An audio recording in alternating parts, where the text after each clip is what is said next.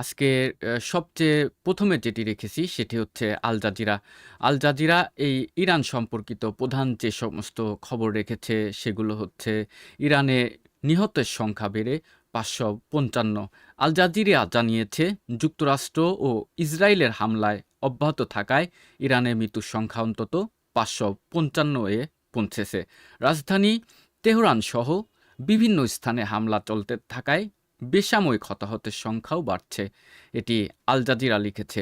এছাড়া Al Jazeera আরও একটি সংবাদ শিরোনাম করেছে যে উপসাগরীয় দেশগুলোতে বিস্ফোরণ ও পাল্টা হামলা। ইরানের পাল্টা হামলা তৃতীয় দিনেও চলছে। কাতার, সংযুক্ত আরব আমিরাত ও কুয়েতে বিস্ফোরণের খবর এসেছে এবং যুক্তরাষ্ট্রের সম্পদ লক্ষ্য করে হামলা হয়েছে। এটিও আল জাজিরা লিখেছে। দর্শক, আজকেই ঠিক ২ মার্চ এইসব আন্তর্জাতিক গণমাধ্যম যেটি লিখেছে সেটি আমি আপনাদেরকে লাইভে এসে পড়ে শোনাচ্ছি। যুদ্ধের তৃতীয় দিনের সারসংক্ষেপ। আল জাজিরার বিশ্লেষণে বলা হয়েছে, সর্বোচ্চ নেতার মৃত্যুর নিশ্চিত হওয়ার পর সংঘাত আরও বিস্তৃত হয়েছে। দুবাই, সাইপ্রাস সহ পুরো অঞ্চলে হামলার খবর পাওয়া যাচ্ছে। উপসাগরীয় দেশগুলো কি যুদ্ধে জড়াবে? এটি আল জাজিরা একটি বিশ্লেষণধর্মী খবর তৈরি করেছে। তার সারসংক্ষেপ আমি আপনাদেরকে পড়ে শোনাচ্ছি। এটি হচ্ছে একটি ফিচার প্রতিবেদনে বলা হয়েছে, ইরানি ক্ষেপণাস্ত্র হামলার পর উপসাগরীয় দেশগুলো কঠিন সিদ্ধান্তের মুখে। নিরপেক্ষ থাকবে নাকি বাস্তবে যুদ্ধে জড়িয়ে পড়বে? এটি আল জাজিরা লিখেছে। এছাড়া আল জাজিরা আরও একটি প্রধান শিরোনাম করেছে যে খামেনি নিহত হলেও ইসলামিক রিপাবলিক শেষ নয়, ভিডিও বিশ্লেষণ। তারা এটি লিখেছে। চলুন একটু জানানোর চেষ্টা করি। আল জাজিরা ব্যাখ্যা করেছে, সর্বোচ্চ নেতার মৃত্যুকে অনেকে শাসন ব্যবস্থা শেষ মনে করলেও বাস্তবে রাষ্ট্রকাঠামো এখনও টিকে আছে এবং ক্ষমতার কাঠামো বহুমাত্রিক। এছাড়া আরও একটি তারা লাইভ আপডেট দিয়েছে আল জাজিরা যে হামলা চলবে, ইরানের পাল্টা আঘাত। লাইভ ব্লগে বলা হয়েছে যে যুক্তরাষ্ট্র হামলা চালিয়ে যাবে বলে জানিয়েছে এবং ইরানও উপসাগর অঞ্চলে আক্রমণ অব্যাহত রাখবে।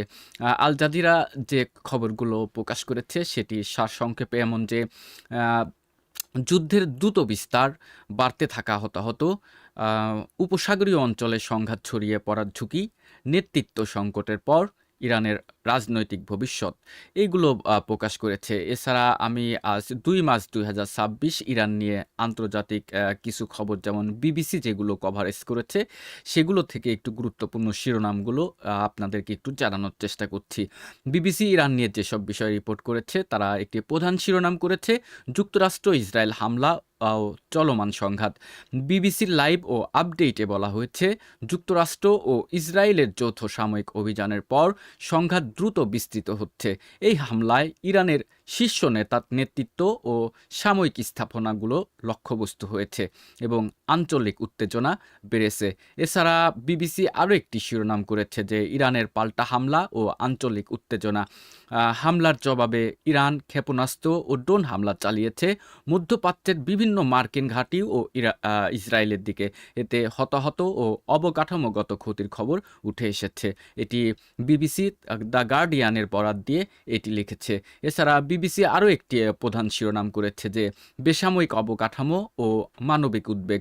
আন্তর্জাতিক কভারেজে যা বিবিসির আলোচনাতেও এসেছে, হাসপাতাল ও বেসামরিক স্থাপনায় ক্ষতির আশঙ্কা এবং মানবিক পরিস্থিতি নিয়ে উদ্বেগ প্রকাশ করা হয়েছে। রয়টার্সের বরাত দিয়ে বিবিসি নিউজ এই খবরটি প্রকাশ করেছে। এছাড়া আরেকটি প্রধান শিরোনাম করেছে বিবিসি যে ইরানের নেতৃত্ব সংকট ও রাজনৈতিক অনিশ্চয়তা। সর্বোচ্চ নেতা নিহত হওয়ার পর দেশটিতে নেতৃত্ব নিয়ে অনিশ্চয়তা, অন্তর্বর্তী নেতৃত্ব কাঠামো এবং অভ্যন্তরীণ অস্থিরতার বিষয়ও বিবিসির আলোচনায় উঠে এসেছে। বিবিসি মূলত যেগুলো আপনার তুলে ধরেছে সেটি হচ্ছে সারসংক্ষেপ আমি আপনাদেরকে এখন বলছি। ২ মাস বিবিসির কভারেজ মূল ফোকাস ছিল এমন যে যুদ্ধের বিস্তার, পাল্টা হামলা, বেসামরিক ক্ষয়ক্ষতি, নেতৃত্ব সংকট এবং রাজনৈতিক ভবিষ্যৎ।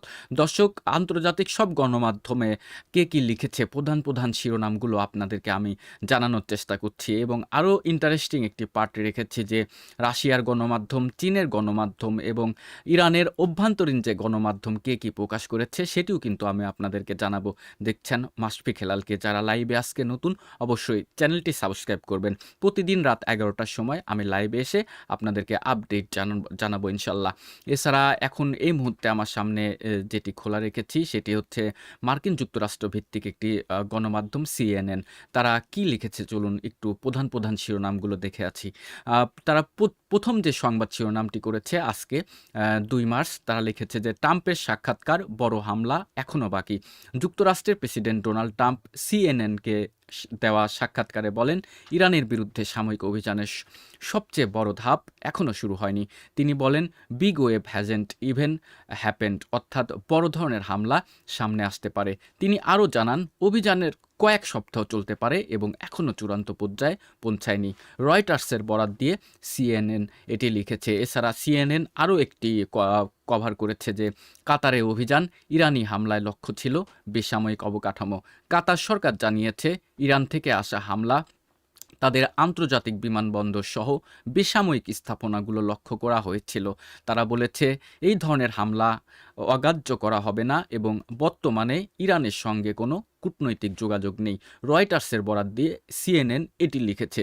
এছাড়া CNN আরও একটি প্রধান শিরোনাম প্রকাশ করেছে যে আঞ্চলিক উত্তেজনা ও যুদ্ধের বিস্তার প্রসঙ্গ নিয়ে। তারা লিখেছে, CNN এই আলোচনায় উঠে এসেছে যে সংঘাত এখনও বড় আকারে আঞ্চলিক সংঘাতে রূপ নিতে পারে এবং ভবিষ্যৎ পরিস্থিতি অনিশ্চিত। যুক্তরাষ্ট্রের অভিযানের পরবর্তী ধাপও ইরানের নেতৃত্ব পরিস্থিতি নিয়ে অনিশ্চয়তা উল্লেখ করা হয়েছে। রয়টার্সের বরাত দিয়ে CNN এইগুলো লিখেছে। এছাড়া CNN যা লিখেছে সেটি আমি আপনাদেরকে একটু সারসংক্ষেপে বলার চেষ্টা করি যে সম্ভাব্য বড় মার্কিন সামরিক অভিযান, উপসাগরীয় অঞ্চলে হামলা এবং নিরাপত্তা উদ্বেগ, যুদ্ধের ভবিষ্যৎ এবং আঞ্চলিক উত্তেজনা, এই বিষয়গুলো নিয়ে CNN মূলত আজকে তারা কভার করেছিল। এছাড়া ইরানের কিছু গণমাধ্যম আছে এবং সেই গণমাধ্যমগুলোর একদম আমি আপনাদেরকে তথ্যসূত্র উল্লেখ করেও কিছু তথ্য জানানোর চেষ্টা করব। 2 মার্চ ইরানের নিজস্ব এবং রাষ্ট্রীয় ঘনিষ্ঠ সূত্র আন্তর্জাতিক প্রতিবেদনে উদ্ধৃত ইরানের গণমাধ্যমের মূল বক্তব্যগুলো সংক্ষেপে আমি এখন আপনাদেরকে তুলে ধরছি। হামলার পর প্রতিশোধ ও আঞ্চলিক আক্রমণের দাবি। ইরানি সূত্রগুলো জানিয়েছে, দেশটির মিসাইল এবং ড্রোন হামলা চালিয়েছে উপসাগরীয় কয়েকটি দেশ, যেমন UAE, কাতার, সৌদি আরব। এতে কিছু স্থানে বিস্ফোরণ, জ্বালানি স্থাপনায় ক্ষতি এবং হতাহতের খবর দেওয়া হয়েছে। এর ফলে তেলের দাম বাড়া ও কূটনৈতিক উত্তেজনা বেড়েছে বলে উল্লেখ করা হয়েছে। এছাড়া ইরানের আরও একটি গণমাধ্যম এইভাবে লিখেছে যে হাসপাতাল এবং বেসামরিক স্থাপনায় ক্ষতির অভিযোগ। ইরানি কর্তৃপক্ষ বলছে, মার্কিন ইসরায়েলি হামলায় হাসপাতাল এবং স্কুলের আশেপাশে ক্ষতি হয়েছে। আন্তর্জাতিক সম্প্রদায়ের কাছে তদন্ত এবং পদক্ষেপ চাওয়া হয়েছে। এছাড়া ইরানের আরও একটি গণমাধ্যম তারা লিখেছে, বড় ধরনের পাল্টা হামলার সতর্কবার্তা। রাষ্ট্রীয় সূত্র যেমন রেড ক্রিসেন্ট উদ্ধৃত রিপোর্ট বলছে, ইসরায়েলের বিরুদ্ধে ইতিহাসের সবচেয়ে বড় এবং সহিংস মিসাইল হামলা চালানোর প্রস্তুতি রয়েছে। এই খবরটি ইরানের ফেসবুকে মোটামুটি ভাইরাল হয়েছে। এছাড়া আরেকটি ব্যাপার যে যুদ্ধ দীর্ঘায়িত হতে পারে এমন বার্তাও এসেছে। ইরানের রাষ্ট্রীয় ঘনিষ্ঠ প্রতিবেদনে বলা হয়েছে, দেশটি দীর্ঘ যুদ্ধের জন্য প্রস্তুত এবং সামরিক অভিযান অব্যাহত থাকবে। সাময়িক পাল্টা অভিযান এবং ড্রোন হামলার প্রচার। রাষ্ট্রীয় মিডিয়া সংশ্লিষ্ট সূত্রে জানানো হয়েছে, ইরান ইসরায়েলের দিকে ড্রোন এবং মিসাইল পাঠিয়েছে এবং সাময়িক সক্ষমতা প্রদর্শন করছে। দর্শক, এছাড়া ইরানের একটি গণমাধ্যম যেমন প্রেস টিভি তারা জানিয়েছে যে যুক্তরাষ্ট্র এবং ইসরায়েলে হামলার পর ইরান দৃঢ় প্রতিশোধ নেবে। বেসামরিক স্থাপনায় ক্ষতিগ্রস্ত হয়েছে বলে দাবি করা হয়েছে এবং হামলাকে আন্তর্জাতিক আইনের লঙ্ঘন বলা হয়েছে। IRNA, Islamic Republic news agency, ইরানের একটি গণমাধ্যম, সম্ভবত এটি সরকারি গণমাধ্যম, তারা এটি লিখেছে যে ইরানের সামরিক বাহিনী পাল্টা হামলা চালিয়েছে এবং আঞ্চলিক প্রতিরক্ষার প্রস্তুতি জোরদার হয়েছে।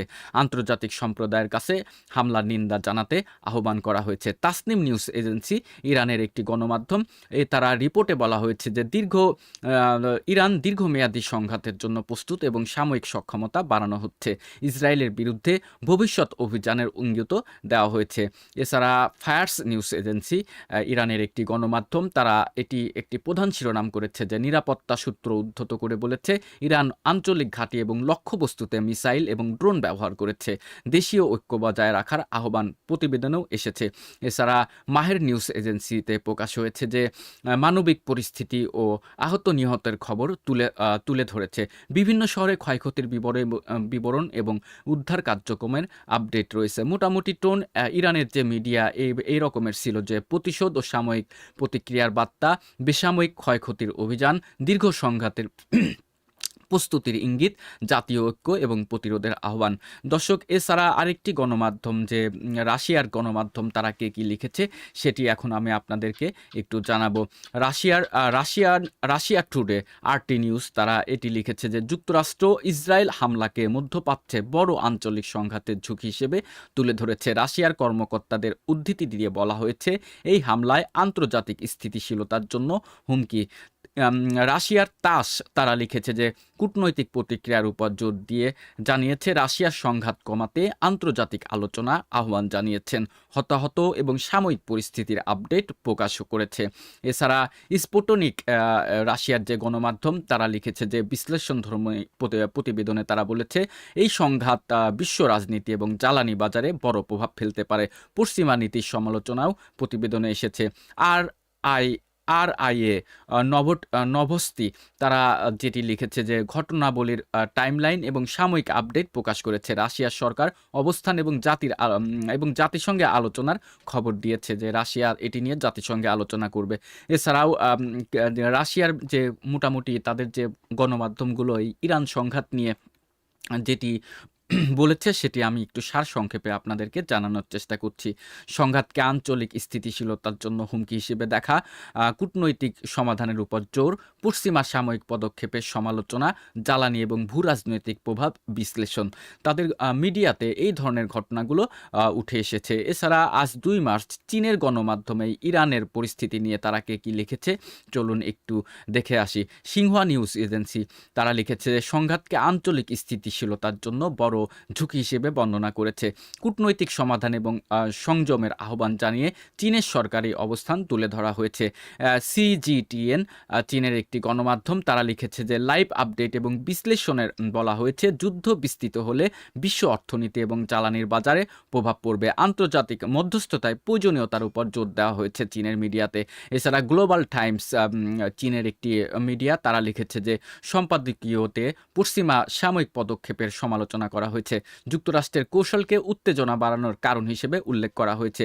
আর পিপুল ডেইলি চীনের একটি গণমাধ্যম তারা লিখেছে যে শান্তিপূর্ণ সমাধান এবং সংলাপের উপর গুরুত্ব দিয়ে সরকারি অবস্থান তুলে ধরেছে। আন্তর্জাতিক সম্প্রদায়ের যৌথ উদ্যোগের আহ্বানও জানানো হয়েছে। এছাড়া চায়না ডেইলি তারা লিখেছে যে মানবিক পরিস্থিতি এবং বেসামরিক ক্ষয়ক্ষতির ঝুঁকি নিয়ে রিপোর্ট প্রকাশ করেছে। তারা সংঘাত দীর্ঘ হলে বৈশ্বিক বাণিজ্যর প্রভাব পড়বে বলে বিশ্লেষণ দিয়েছে চীন। মোটামুটি চীন তারা এই ইরানের সমস্যাকে নিয়ে যেভাবে তুলে ধরেছে সেটি আমি এখন আপনাদেরকে একটু সারসংক্ষেপ হিসেবে বলছি যে সংযম এবং কূটনৈতিক সমাধানের আহ্বান, পশ্চিমা সাময়িক পদক্ষেপের পরোক্ষ সমালোচনা, বৈশ্বিক অর্থনীতি এবং জ্বালানি বাজারে ঝুঁকি, সংঘাত বিস্তারের আশঙ্কা, এইগুলো নিউজ প্রকাশ করেছিল চীন। এছাড়া আজ 2 মার্চ 2026 ইরানের আক্রমণ হয়েছে কিনা তাও এটি একটি সংক্ষেপ নিয়ে আমি একটু খুঁজে বের করার চেষ্টা করেছিলাম। তো কিছু সংবাদপত্র তারা এভাবে লিখেছে, যেমন এপি নিউজ, যুক্তরাষ্ট্র এবং ইসরায়েলে হামলার পর ইরান ও তার মিত্ররা পাল্টা আক্রমণ চালিয়েছে, যার মধ্যে ইসরায়েল সহ বিভিন্ন স্থানে হামলার কথা বলা হয়েছে এবং এটি অ্যাসোসিয়েটেড প্রেস নিউজের বরাত দিয়ে এটি পেয়েছে। আর রয়টার্স আরেকটি কথা বলেছে যে সংঘাতকে বড় আকারে সাময়িক উত্তেজনা হিসেবে বর্ণনা করা হয়েছে। সাম্প্রতিক ঘটনাবলী অঞ্চলের স্থিতিশীলতার প্রভাব ফেলেছে। ওয়াশিংটন পোস্টের তাদের লাইভে এটি জানিয়েছে যে সাম্প্রতিক হামলার পর পারমাণবিক স্থাপনাগুলোর ক্ষতি নিয়ে আন্তর্জাতিক উদ্বেগের কথাও উল্লেখ করা হয়েছে। ওয়াশিংটন পোস্টে তারা এই ধরনের একটি খবর প্রকাশ করেছে। এছাড়া আন্তর্জাতিক রিপোর্ট, মধ্যপ্রাচ্য পরিস্থিতি, যেমন ইরানের হামলার অভিযোগে সৌদি আরব কূটনৈতিক পদক্ষেপ নিয়েছে, যা ইঙ্গিত করে আঞ্চলিক হামলা এবং উত্তেজনা বিস্তৃত হয়েছে। ইউরোপীয় মিডিয়া যেমন লি মান্ডি তারা লিখেছে যে ইসরায়েল ইসরায়েল জানিয়েছে তারা ইরানের ক্ষেপণাস্ত্র হামলার মুখে রয়েছে এবং পাল্টা সাময়িক অভিযান চালাচ্ছে। লি মান্ডি এটি লিখেছে। দর্শক, এছাড়া আরেকটি খবর ২ মাস দ্য গার্ডিয়ান তারা গার্ডিয়ান কি লিখেছে সেটি একটু সংক্ষেপে আমি আপনাদেরকে জানানোর চেষ্টা করছি। মধ্যপ্রাচ্য সংকটের কারণে তেলের দাম বৃদ্ধি। যুক্তরাষ্ট্র, ইসরায়েল ও ইরানের সংঘাতের কারণে বিশ্ববাজারে তেলের দাম হঠাৎ বেড়েছে। ব্রেন্ট ক্রুড প্রায় ৮ থেকে ৯% পর্যন্ত বেড়ে $৭৯ কাছাকাছি পৌঁছায়। দ্য গার্ডিয়ানের বরাত দিয়ে এটি লিখেছে।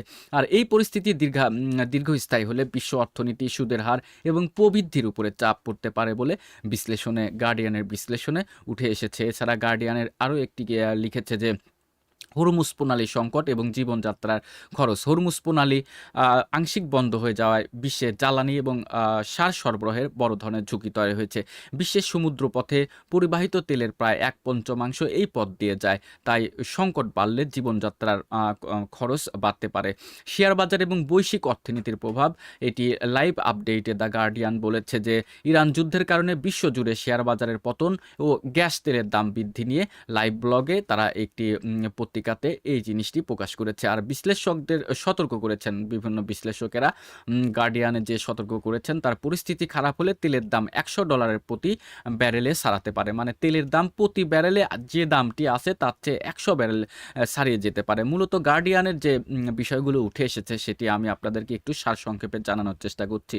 চলমান সাময়িক উত্তেজনা, হরমুজ প্রণালীর ঝুঁকি এবং তেলের দাম এবং বৈশ্বিক অর্থনীতির প্রভাব নিয়ে তারা বলেছে। দর্শক, খেয়াল করুন যে আপনার অনেক দেশে কিন্তু তেলের দাম ব্যাপক হারে বেড়ে যাচ্ছে। শুধু তেলের দামই না, এই সংঘাতের কারণে আপনার জীবনযাত্রার ব্যয়মান বেড়ে যাবে। যেহেতু হরমুজ প্রণালী যদি বন্ধ হয়ে যায় এবং বিশ্বের প্রায় 1/5 কিন্তু আমদানি রপ্তানি ঘটে এই অঞ্চল দিয়ে, সেক্ষেত্রে দেখা যাবে অনেক নানা রকমের সংকটের মধ্যে পড়তে যাচ্ছে গোটা বিশ্ব। দর্শক, ইরান নিয়ে আপনার কি সম্ভাবনা?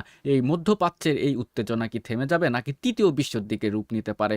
এই রকমের নানা ধরনের বিশ্লেষণ আমাদের কুটিনাটি মাথায় কিন্তু চলে আসছে। দর্শক, আমি বলছিলাম যে পৃথিবীর কোন গণমাধ্যম কি লিখেছে এটি আমি আপনাদেরকে লাইভে এসে জানানোর চেষ্টা করছিলাম। এটি হয় যে একদম একটা নিউজই তো অনেকগুলো তুলে ধরা যায় না, এজন্য তারা মূলত কি হেডলাইনগুলো লিখেছে এবং সেই হেডলাইনের তারা কি বার্তা দিয়েছে সেরকমের একটা ছোট অংশ নিয়ে এসে আমি বাংলায় ট্রান্সলেট করে, ইংলিশ থেকে বাংলায় ট্রান্সলেট করে আপনাদেরকে জানানোর চেষ্টা করি। এইখানে কিছু ব্যাপার আছে, যেমন চীনের গণমাধ্যমগুলো চীনের ভাষায় নিউজ করেছে, রাশিয়ার গণমাধ্যমগুলো রাশিয়ার ভাষায় নিউজ করেছে। তো সেটি আমি একটু বাংলাতে ট্রান্সলেট করে এই লাইভে প্রতিদিন আমি আপনাদেরকে আপডেট জানাবো এবং এটি ধারাবাহিকভাবে চলতে থাকবে।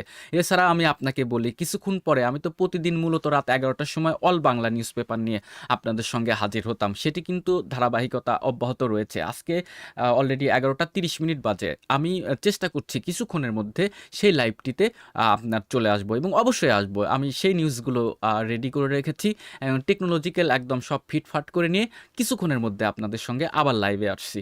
সুতরাং চোখ রাখুন মাশফিক হেলাল ইউটিউব চ্যানেলে। যারা আজকে লাইভে নতুন, অবশ্যই চ্যানেলটি সাবস্ক্রাইব করবেন। যতক্ষণ আমি আবার লাইভে না আসি ততক্ষণ পর্যন্ত ভালো থাকবেন। দেখা হচ্ছে ইনশাল্লাহ। আসসালামু আলাইকুম ওয়া রাহমাতুল্লাহ।